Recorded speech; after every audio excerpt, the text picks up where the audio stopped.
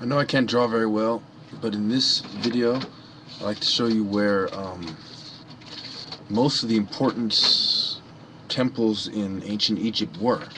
They were actually in what was called Upper Egypt, which is the bottom part of Egypt, which is right above Nubia. So it's still in the lower part of Egypt to this day, which is basically Nubian influenced land.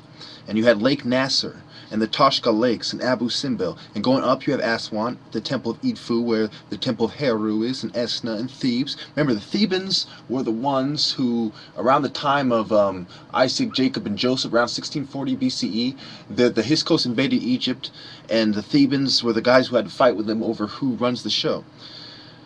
And later on in 1200 BCE you get Moses and the Exodus, and then you have the 1100 BCE, you have the split between the Nubian dynasty and the Egyptian dynasty. So before Moses, Nubia and Egypt were one, and they're controlled by the same person.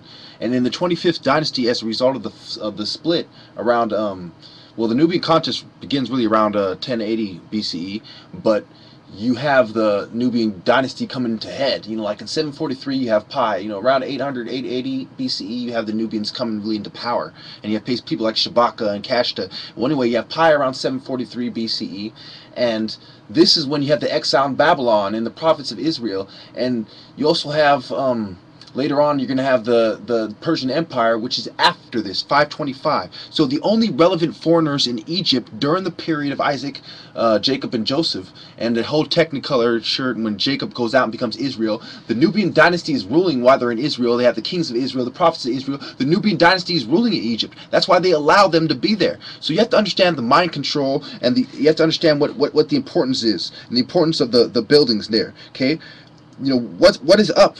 Up you have, most of the temples were built by black people, like in El Armana, right? You have the temple of Aten, built by Akhenaten when he was leaving.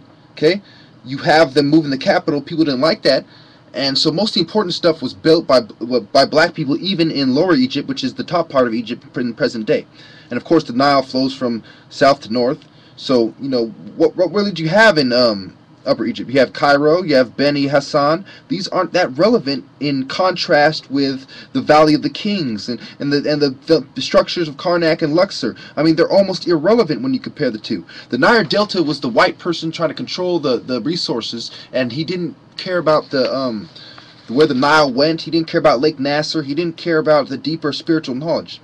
So when you have the pyramids built up, that's when Menzies united the two lands. He united the two lands, which means a black man went to Upper Egypt, put his mark, saying a black man has united the two lands. Menzies the first, and then after him you have the pyramids being built. Then you have Djoser, and then you have Amenhotep, who's made a god by the Greeks. So the Greeks were profoundly taken away, you know, swept away off their feet by the ingenious attitude and the brilliance of the black man. And I'll end it there because that's a lot of information for you to soak up. I'm going to be quiet for about a couple minutes, or about 30 seconds, let you soak in the map, and then I'm going to end the video.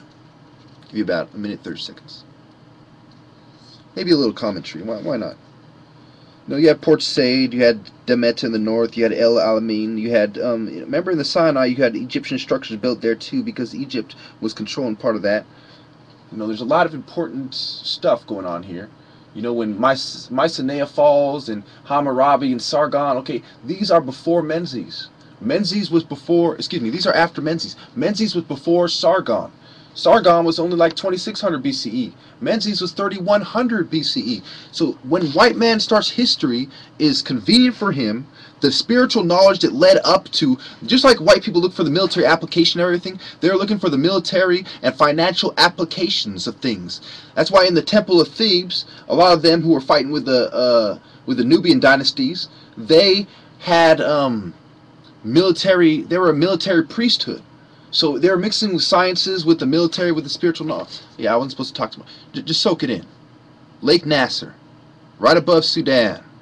If you think there wasn't black people there, like there are right now, you are out of your mind. If you think they weren't pushed down by European, Persian, Assyrian, Turkish, British troops, you are out of your mind. You think the Greeks and the Romans didn't push black people to Sudan, you are out of your mind. There is no way that they were not black. And there is no way that people did not mix after rape, empirical rape after empirical rape, colonial rape after colonial rape, imperialistic rape after imperialism resulting in rape. Do you understand? Even Cleopatra was willing to give her body ahead of time because she knew the army was coming to rape everybody. The Romans don't play around. They're coming to rape everyone. She knows how the white people think because she descends from some of the lines of the white people. For example, she descends from the Macedonian line. Well, I end it right there.